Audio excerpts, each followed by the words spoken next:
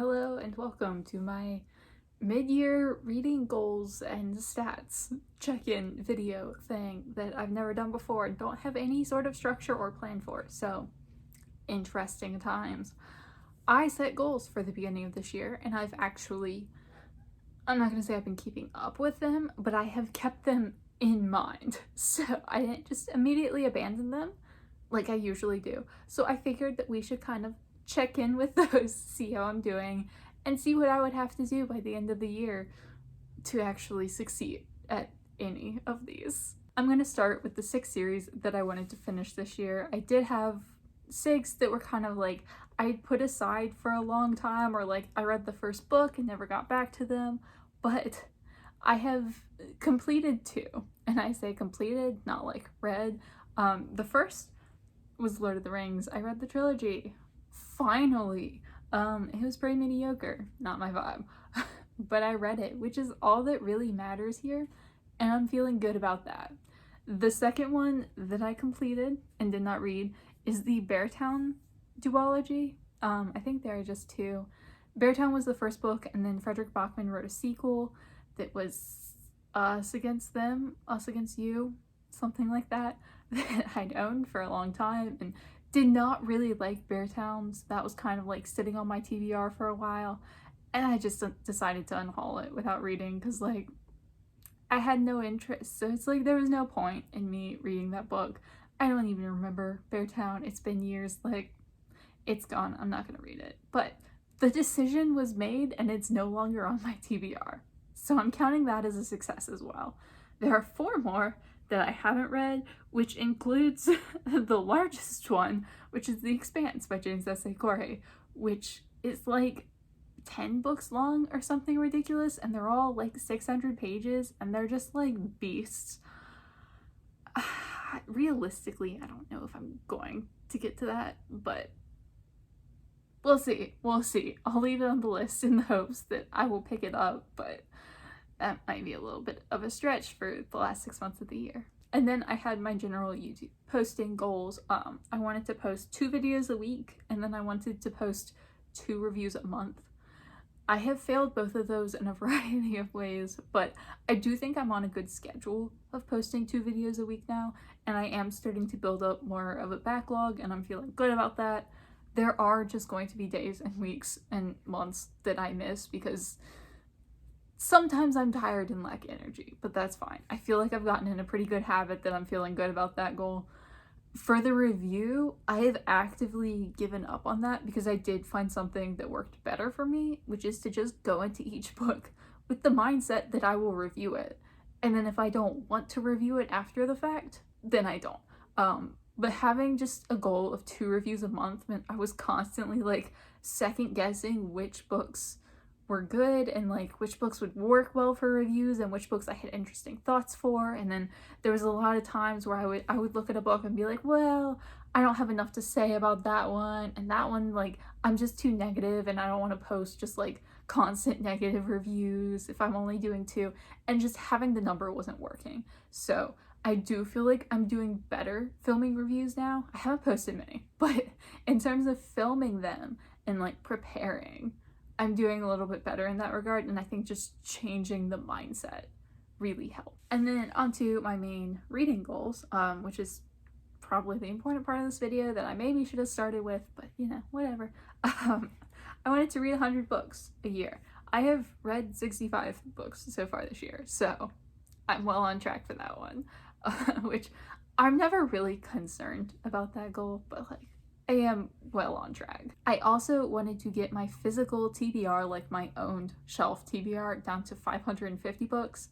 I started the year at 614, and I'm currently sitting at 590. So I don't think I'm going to hit 550.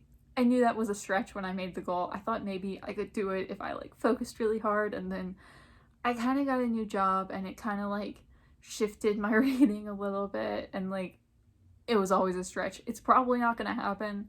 Like, it still technically could, but it probably won't. I would have to read like 8 physical books off my TBR every month, and then also only acquire 6 new books, and considering I read books from the library and I have both my birthday and Christmas in the second half of the year, it's probably not going to happen.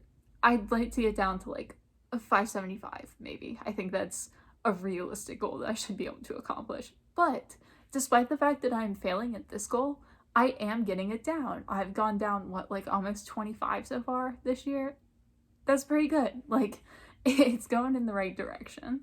I am also doing the 12 book challenge this year, which was essentially I got 12 people to recommend me books, and I'm trying to read all 12 of those books by the end of the year. Halfway through, I've read 6, so I am right on track for that goal, and I've got the 7th one out from the library right now, or it's on hold at the library. I should get it in like within the next 2 days, so I'm on track for that. Just fingers crossed I can keep it that way. And I wanted to read all of the books that I haul this year within reason. There's always going to be caveats to that because you buy things that like I'm holding for projects or I'm holding until I collect the whole series, but in general, I wanted to be reading the books that I'm buying. So far, in the first 6 months of the year, I acquired 13 books and I read 4 of them, which is not amazing odds, but like, I've also had worse. So, you know, if I read those books in the next couple months and then I read the books I get for my birthday, at least some of them, like, I don't know, if I read most of the books I acquire this year, I'll be happy. It doesn't have to be 100% as long as I am like consistently reading a good portion of the things that I buy. But I'm pretty happy with how I'm doing with that. I did read 3 of those 4 books in June, so if I can keep that up, that'd be great. But if June was just like a fluke and I don't do that again, then that's not too great. And then my final goal, and to be honest, the most important goal, was to read more diversely, which I had some caveats for that one because I wasn't tracking what I was reading in terms of like reading spreadsheets, tracking stats of like author nationality or race or gender or translated or whatever, you know. I wasn't tracking anything, so like you can't read more diversely when you don't know how diversely you're reading. So my plan, my goal for the first 6 months of the year was to set up a reading tracker and track consistently, which I did. And I'm pretty happy with my reading tracker. I'm definitely going to make some changes next year, just like some things aren't working out for me, like the way I'm tracking certain types of representation, like LGBT plus rep or disability rep. Right now it's just like a yes or a no. Does it exist? Does it not in that book? Which I don't love. Abbey of Pelennor actually had something that I really liked a lot better, which was kind of like a 3-tier system of like, is it main representation, like with a point of view character? Is it important to the book?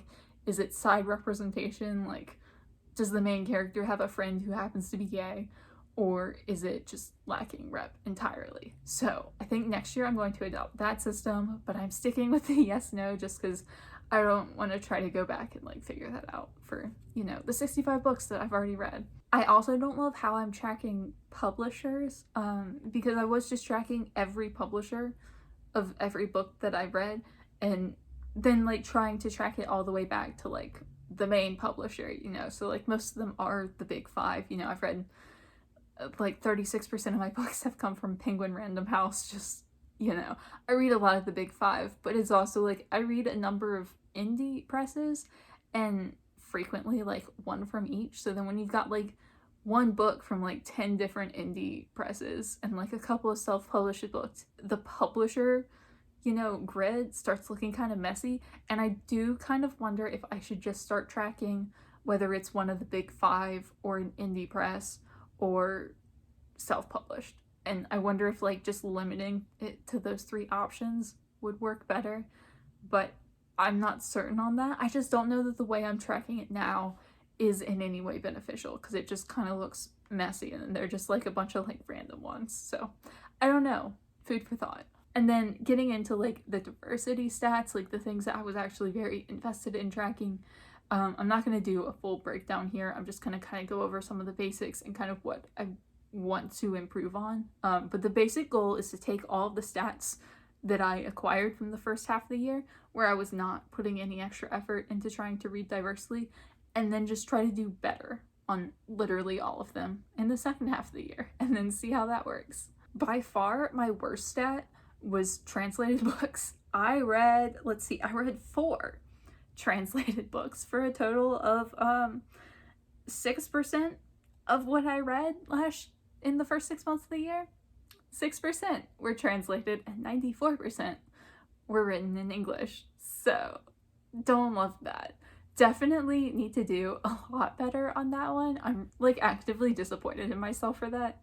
I feel like usually I have a few more that are translated, and maybe not, because I've never tracked it before, but I thought I was reading a little bit more than that, and I don't know, apparently I didn't really read any. And the only languages they were translated from, I read 3 that were originally published in Japanese, and 1 that was originally published in Swedish. So could use a lot more diversity in terms of translation and publication language. And then kind of going along with that stat, author nationality, 62% of the authors that I read last year were from the United States. And then another 15% were from England. Only 9% of the books I read were by authors who were from non-English speaking countries. Even if those books were written in English, only 9%. So 91% of the authors I read were from English speaking countries. Like I said, goes hand in hand with the translation stat. If one goes up, the other will go up, and I would like for them both to go up by a significant margin. So that was the one I was most disappointed in. Author gender, I was split literally 50-50 between male and female, with no non-binary authors, and I read 4 books that had authors of multiple genders. So like, I know 3 of those collections did include non-binary authors, but still, I would like to read more non-binary authors. I also tracked whether the author was trans or cisgender, or if the book contained multiple authors that were both. The cisgender authors were 92% of the books that I read, and trans authors were 3% of the books that I read, with another 5%, the 3 books I read that were queer anthologies contained authors who were both. So not a great stat. Would like to read a lot more trans authors this year. I'm not certain how really to do that. I guess like just work it into my audiobooks more frequently, because I don't own many books on my shelves that are by trans authors. I mostly pick up books from thrift stores, and there's just not a whole lot of selection there. The only author I can really think of that's not like from an anthology is Pet by Akweke Emezi. I have that. I think they're non-binary. Not certain, but I just don't have many on my shelves, so I need to like look at what I'm taking in and see if there's a way for me to bring in more trans authors, and if I need to read those books from the library, and just work that into my reading plan. And then in terms of author race, 71% of the authors I read were white, and then 29% were people of color. I have it further broken down on my stats, but I'm just not going to get into that. Should really be reading more authors of color. So again, gonna work on that for the second half of the year and see where I can get that percentage. And like I said, I did track LGBT plus rep and disability rep just by that quick like yes, no, does the book contain it? So I'm kind of uncomfy with like how I was defining that, so like take these stats with a grain of salt.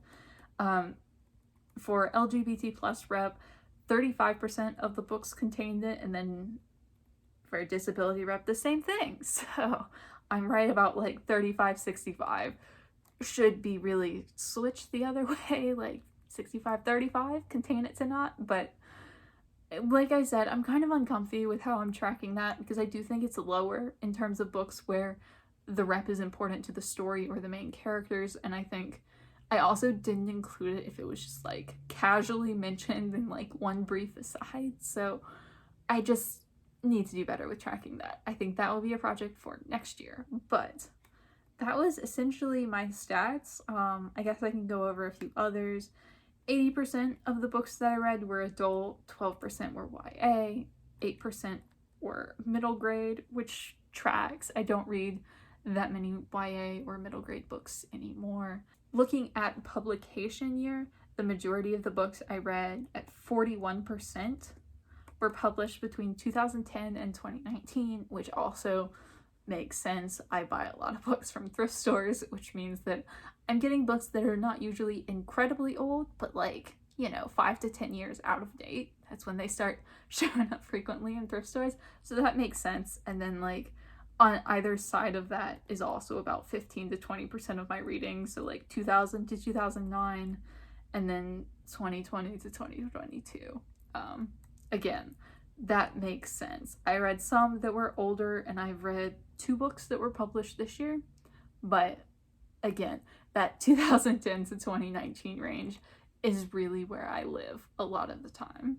In terms of new to me authors, about 70% of the authors I've read this year were new to me, and 30% were authors who I've read before.